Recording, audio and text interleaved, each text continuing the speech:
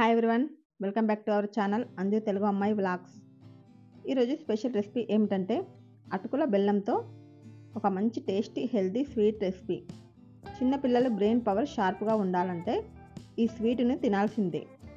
ఈ healthy tasty స్వీట్ని ఎలా తయారు చేసుకోవాలో చూపించబోతున్నాను. ఈ స్వీట్ వచ్చేసి నెయ్యి కానీ పాలు కానీ ఆయిల్ కానీ వాడకుండా ఈ స్వీట్ ఎలా తయారు చేసుకోవాలో చూపించబోతున్నాను. టేస్టీ అయితే మాత్రం చాలా బాగుంటుంది. ఇది చాలా సింపుల్గా ఈజీ రెసిపీ.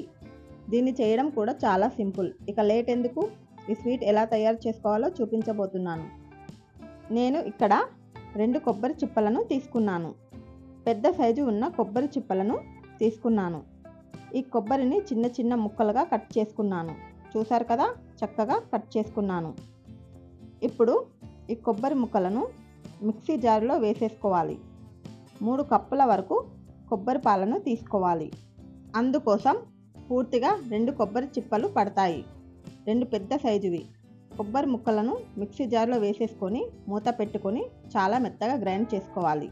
చూసారు కదా, ఇంత మెత్తగా గ్రైండ్ చేసుకోవాలి, వీడియోలో చూపిస్తున్న విధంగా. ఇప్పుడు ఒక స్ట్రైనర్ తీసుకొని మనం గ్రైండ్ చేసుకున్న కొబ్బరిని ఇందులో వేసుకొని చక్కగా కొబ్బరి పాలను తీయాలి. ఇలా ఒకసారి కొబ్బరి పాలను తీసాక మళ్ళీ రెండోసారి కూడా చక్కగా గ్రైండ్ చేసుకొని పాలు అనేవి తీసుకోవాలి. 1 కప్పు అటుకులను తీసుకొని వీటిని మిక్సీ జార్లో వేసేసుకొని మెత్తగా గ్రైండ్ చేసుకోవాలి. ఇలా గ్రైండ్ చేసుకున్న పొడిని 1 కప్పులోకి తీసుకోవాలి.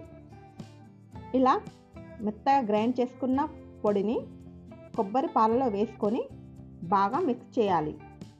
కొబ్బరి పాలు ఏ కప్పుతో అటుకులను తీసుకున్నామో అదే కప్పుతో 3 కప్పుల వరకు కొబ్బరి పాలను తీసుకోవాలి. ఇలా మిక్స్ చేసుకున్న తర్వాత 15 నిమిషాల వరకు నానబెట్టుకోవాలి. చూసారు కదా, 15 నిమిషాల తర్వాత చక్కగా నానిపోయాయి, చిక్కగా అయింది. ఇప్పుడు స్టవ్ వెలిగించుకొని ఒక ప్యాన్ పెట్టుకోవాలి. ఇప్పుడు 1 కప్పు బెల్లాన్ని తీసుకోవాలి. అటుకులు ఏ కప్పుతో అయితే తీసుకున్నామో అదే కప్పుతో 1 కప్పు వరకు బెల్లాన్ని తీసుకోవాలి. ఆ తర్వాత 1/2 కప్పు వాటర్ని పోసుకొని బెల్లాన్ని మరిగించుకోవాలి. చూసారు కదా, బెల్లం కరిగిపోయి చక్కగా మరుగుతుంది. ఇప్పుడు మరుగుతున్న బెల్లంలో మనం ముందుగా నానబెట్టుకున్న అటుకుల కొబ్బరి పాలను ఇందులో వేసుకోవాలి. వేసుకొని బాగా మిక్స్ చేసుకోవాలి. ఎక్కడ కూడా ఉండలు కట్టకుండా బాగా మిక్స్ చేసుకోవాలి.